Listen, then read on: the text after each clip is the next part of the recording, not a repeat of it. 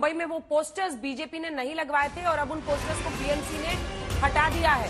ये बड़ी खबर इस वक्त की हम आपको बता रहे हैं। जैसे ही ये खबर मीडिया में चलने लगी उसके बाद से मुंबई में ये पोस्टर्स जो लगे हुए थे जिसमें बटेंगे तो कटेंगे वाले योगी जी की तस्वीरों के साथ लगाया गया था, उसे अब कई जगहों पर से हटा दिया गया है।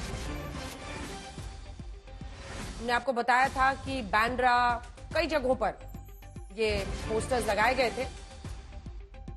एक और बड़ी खबर इसी मुद्दे से जुड़ी हुई आ रही है। पोस्टर सामने आने के बाद बटेंगे तो कटेंगे नारे को लेकर अखिलेश यादव ने योगी आदित्यनाथ पर निशाना साध दिया है। उन्होंने कहा है कि जानबूझकर योगी से यह नारा बुलवाया गया है, उनकी छवि ही ऐसी है। बटेंगे तो कटेंगे नारा लैब में तैयार किया गया है, ये अखिलेश यादव ने कहा है। सीएम योगी से जानबूझकर बुलवाया गया क्योंकि उनकी छवि ही ऐसी है।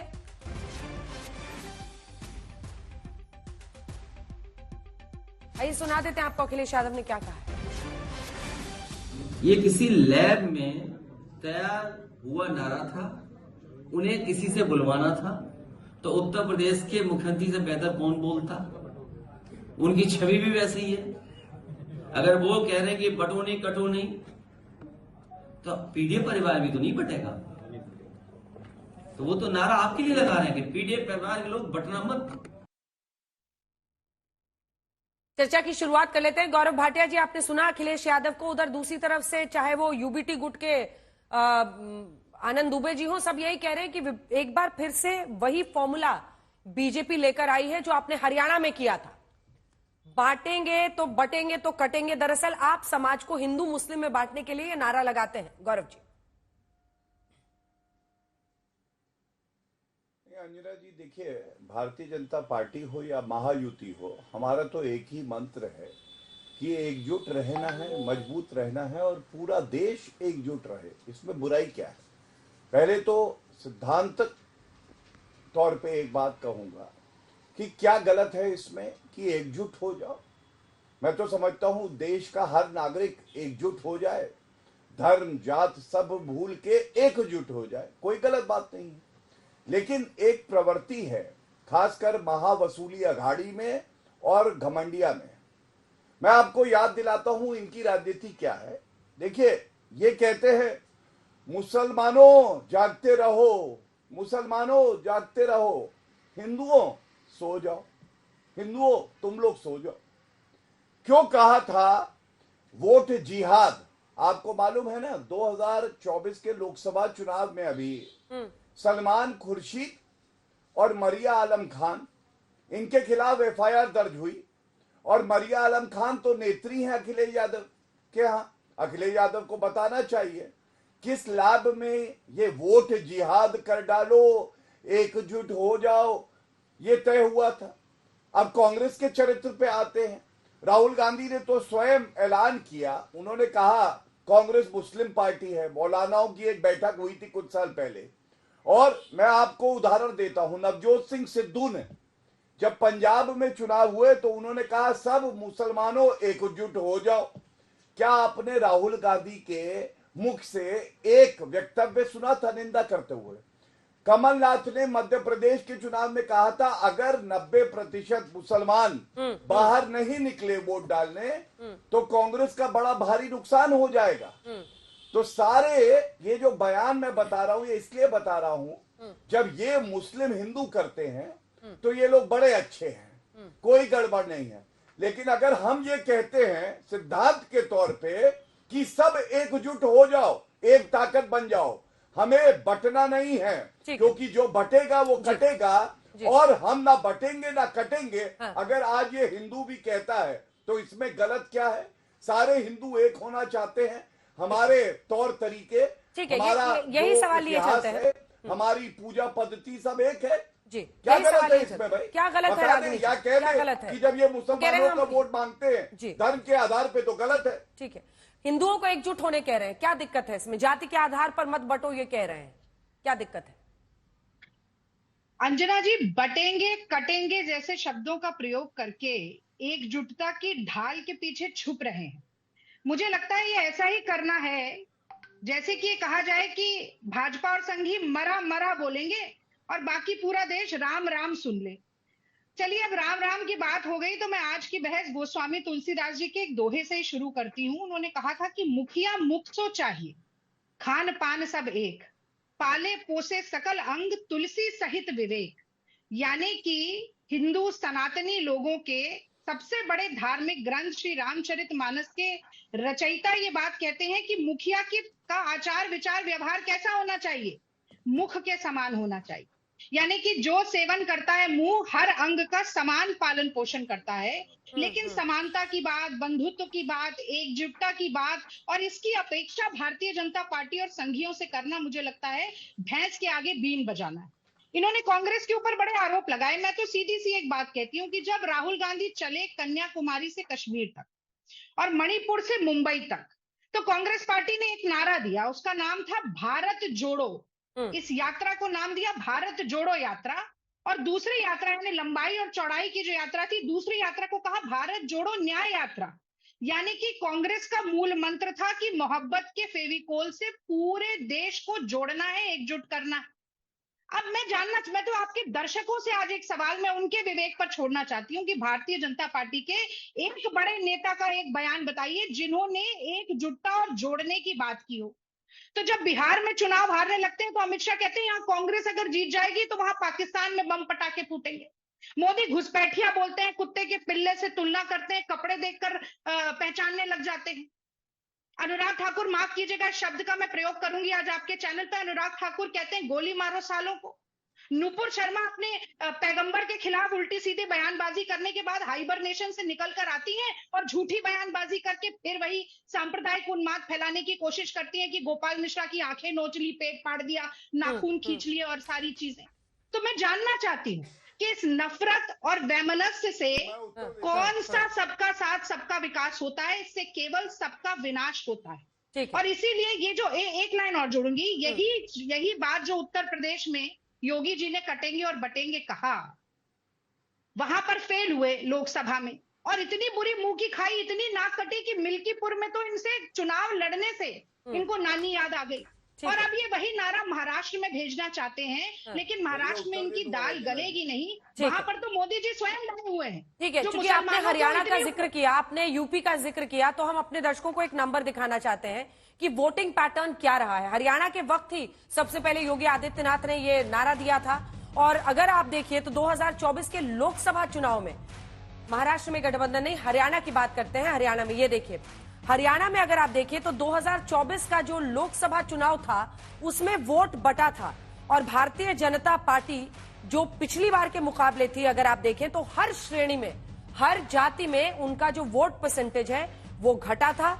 इसीलिए अगर आप उनके नजरिए से अगर आप देखें तो ये देखिए, ब्राह्मण बीजेपी की तरफ 51% गए, कांग्रेस की तरफ 31%। ये लोकसभा वाला हम दिखा रहे हैं, हाँ लोकसभा का है। तो इसमें आप देखिए जाट में अगर आप देखिए तो लगभग जाटों में जो फॉल है वोट परसेंटेज में वो आपके सामने है। माफ कीजिएगा एक सेकेंड, जाट वाला जो वोट परसेंटेज है 23% कमी है और वो 27% आप देख रहे हैं बीजेपी की तरफ। 23% बीजेपी के लिए गिरा। अब वही कांग्रेस में 31% का राइज हुआ, जाट वोट में 64% पर वो पहुंच गए। ये 10 में से जब 5 सीटें बीजेपी की झोली में रह गई, 5 कांग्रेस को गई, तो कैसे कैसे वोट गिरा था बीजेपी का। सवर्णों में भी 8% की गिरावट आई थी, 66% वोट उन्हें मिले, लेकिन 8% गिरने के बाद वहीं कांग्रेस पार्टी को 12% का सवर्णों में राइज हुआ। ओबीसी पर अगर आप आइए तो 44% उन्हें वोट मिला, 29% का फॉल था ये बीजेपी के लिए। तो आप कल्पना कीजिए कि 2019 के लोकसभा चुनाव में क्या परफॉर्मेंस थी बीजेपी की, चाहे ओबीसी हो, चाहे सवर्ण हो, चाहे जाट हो, चाहे एससी हो। एससी में भी देखिए उनको 24% वोट मिला, फॉल देखिए 34% का फॉल।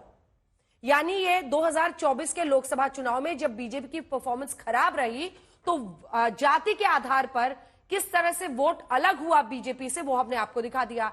अब विधानसभा में आइए, जहां पर हरियाणा में बीजेपी ने अपना ऐतिहासिक रिकॉर्ड जीत हासिल की। आज तक इतनी सीटें बीजेपी की नहीं आई थी हरियाणा में।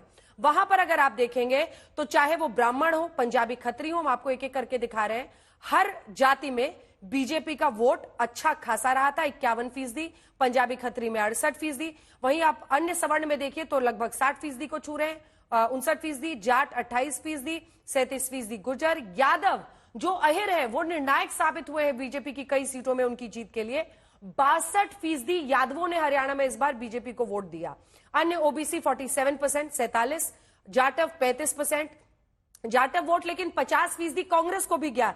लेकिन जो अन्य शेड्यूल कास्ट है उसमें अगर आप देखें तो बीजेपी ने यहां पर बाजी मार ली और ये सबसे बड़ी उनकी चुनावी रणनीति थी। इस बार उन्होंने 17 दलितों को जो वोट टिकट दिए उसमें से 8 से ज्यादा अगर उन्होंने टिकट दिए हैं तो जाटव छोड़कर जो डोमिनेंट शेड्यूल कास्ट है उससे हटकर उन्होंने इस बार टिकट दिए थे और वहां पर उनको फायदा हुआ। 45% अन्य दलित जो है उन्होंने बीजेपी के लिए वोट किया, जबकि 33% कांग्रेस को। वहीं अगर आप मुस्लिम देखें तो यहां पर स्टार्क डिफरेंस है, 7% बीजेपी को, 59% कांग्रेस को, 34% लेकिन अन्य को चला गया और शायद इस वजह से कांग्रेस पार्टी वहां पर जरा चूक गई। अगर आप सिख वोट भी देखें तो 21% बीजेपी को गया, 47%, 32%। ऐसा ही महाराष्ट्र का भी जो नंबर्स है, अगर हम एक एक करके डिटेल पढ़ेंगे तो बहुत टाइम लग जाएगा। मुझे लगता है एक बार गौरव जी के पास चलना चाहिए, आप उनकी बात का जवाब जरूर दीजिएगा। लेकिन चाहे वो महाराष्ट्र हो जिसमें हमने दिखाया है कि पिछली बार जो आप फिसले तो किस तरह का अंतर रहा आपके वोट में, मतलब बीजेपी अलग अलग जो चाहे मराठा हो चाहे सवर्ण हो सब जगह पर आप फिसले।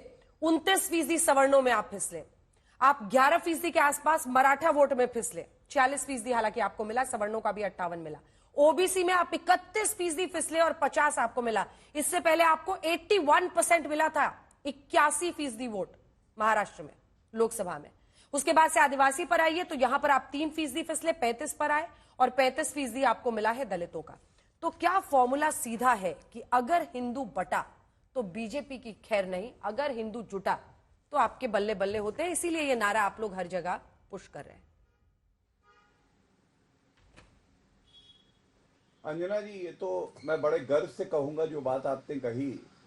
भारत पंथ निरपेक्ष देश है लेकिन हिंदू बहुल्य भी है, और अगर हिंदू हमारे साथ खड़ा हो जाता है और हम जीतते हैं तो ये तो हमारे लिए गर्व की बात है कि जो बहुसंख्यक हैं वो भारतीय जनता पार्टी की सोच से इत्तेफाक रखते हैं। लेकिन सबसे पहले भैंस की बात क्योंकि करी गई, तो महा विकास अघाड़ी के लिए तो यही कहा जाता है, खासकर कांग्रेस के जब प्रवक्ता आते हैं, कि भैंस अगर पूंछ उठाएगी तो गाना नहीं गाएगी, गोबर ही करेगी। कटने पे इन्होंने कहा कि ये तो भारतीय जनता पार्टी कर रही है।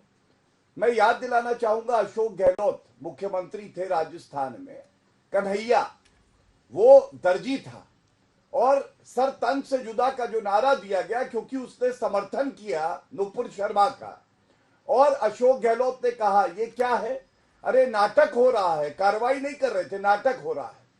तो बिल्कुल अगर कोई हिंदू की तरफ बुरी नजर से देखता है और कानून तोड़ता है तो आज उसकी सबसे बड़ी आशा, उसका साथ देने वाली कोई है तो वो महायुति है, भारतीय जनता पार्टी है, और इस बात पे मुझे गर्व है। दूसरी बात आपने महाराष्ट्र की करी तो 2019 का मैं आपको चुनाव याद दिलाता हूं। Bharatiya Janata party single largest party बनी, 105 सीटें आई, और जो बाला साहब ठाकरे जी की शिवसेना थी एकजुट वाली, अब तो सोनिया सेना है, वो हमारे साथ थी और हमारी प्री पोल अलायंस की मेजॉरिटी आई।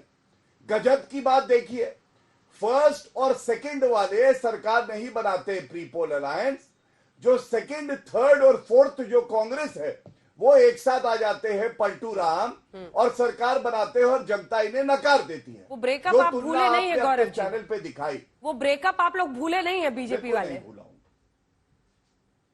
वो मैं आपको बताता हूं क्यों, क्योंकि श्रद्धेय बाला साहब ठाकरे जी ही ने कहा था, उन्हीं के शब्द हैं, वीर सावरकर जी वीर हैं। मैं पूछना चाहूंगा इस पे क्या कहना है, उद्धव ठाकरे कैंप से हमारे साथी बैठे हैं, मैं भूला नहीं हूं। बाला साहब ठाकरे ने कहा था कि हिजड़े झुकते हैं सोनिया गांधी के सामने, और श्रद्धेय बाला साहब ठाकरे जी ने कहा था दुकान बंद कर दूंगा लेकिन कांग्रेस के साथ समझौता नहीं करूंगा।